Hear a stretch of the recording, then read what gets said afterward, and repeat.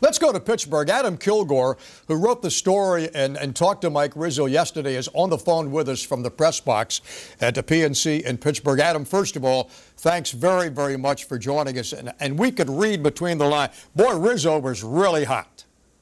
Sure was, yeah. There's no question about that. I mean, you guys know Mike. He's the kind of guy who, that's who he is. He kind of wears his emotions on his sleeve. If you ask him a question, he's going to tell you what he thinks. If you ask him a question, he's kind of ticked off, but he's going to really tell you what he thinks. And that was the case yesterday for sure. Well, Adam, I think in retrospect, Cole Hamels, on the one hand, looks like a dope for saying he did it on purpose. But number two, the whole old school thing is not sitting well with a lot of real old school guys. Right, yeah. Even today, Davey Johnson said, well, in the old school, we didn't comment about what we did. I think that's sort of rubbed a lot of people in baseball the wrong way. The idea of, when has it ever been old school to, admit that you hit somebody? You sort of did it, and you let the game play out, and, their team might hit one of your guys back, and then it kind of ends. You don't kind of brag about it afterward. And I think that's where a lot of, if not all of Mike Rizzo's anger came from, was just the fact that he was, doing it is one thing, but kind of bragging about it is another. Well, you could also you saw the comments of Ruben Amaro, the Phillies general manager. They did not condone at all what Cole Hamels did. He said this is not the way we play baseball. So he wasn't happy with it either.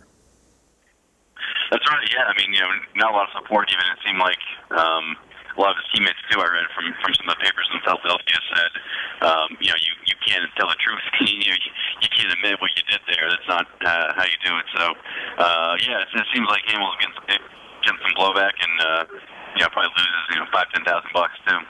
Well, the guy who's coming out of this looking the best, Adam, and certainly a lot of the national baseball columnists across the country are saying this, is Bryce Harper. Bryce Harper, who basically walked down to first base, went to third on a base hit, and stole home.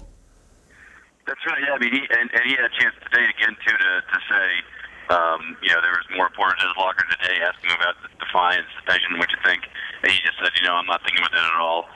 He did say, and I thought, I think there might have been a little bit of wink and nod in this. He said, I'm not sore and I'm not bruised at all from the pitch.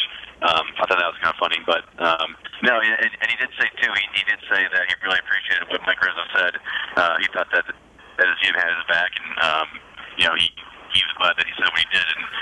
And Mike, if you say Bryce too, he was fine. I don't know if you guys heard that, but he was MLB did issue Mike Rizzo a fine today for what he said. But I think knowing Mike, he'd probably do it again. We're talking to Adam Kilgore in Pittsburgh of the Washington Post, who covered the Mike Rizzo comments yesterday, and of course the ball club. He's the beat writer for the Post. And then we switch gears, Adam, to Jayson Werth. And when he came off the field, he was blasted by some of the Philly fans, called him some names, and was on him like crazy.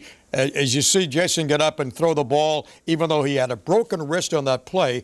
And he said that's one of the reasons he can't wait to get back on the field again, to basically shut up those Philadelphia fans. That in itself was a little bit less than class. Yeah, it was, surprising to hear that. I'm sure, like a lot of things go with fans. I've actually got a few emails, and actually a lot of emails from, Phillies fans who've said, please don't assume that that's all of us. But, it only takes one or two people to do something like that and you get a reputation. Of course, I was out of line by them to say that. But right now it looks like,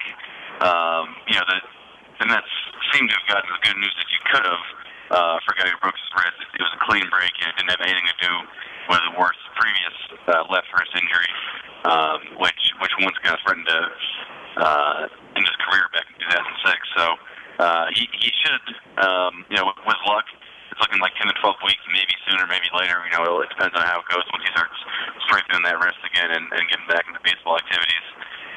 But it's a big blow for sure. I mean, he was having a really good year. That was, I think maybe one of the more overlooked things about this season is that Jayson Werth had actually started to play like Jayson Werth. The player that Washington didn't really see last year, so it'll be tough for them to overcome that. Adam, thanks so much for your time, bud. We know you're very busy in Pittsburgh. Phil and I really appreciate you coming on with us tonight. Thanks so much.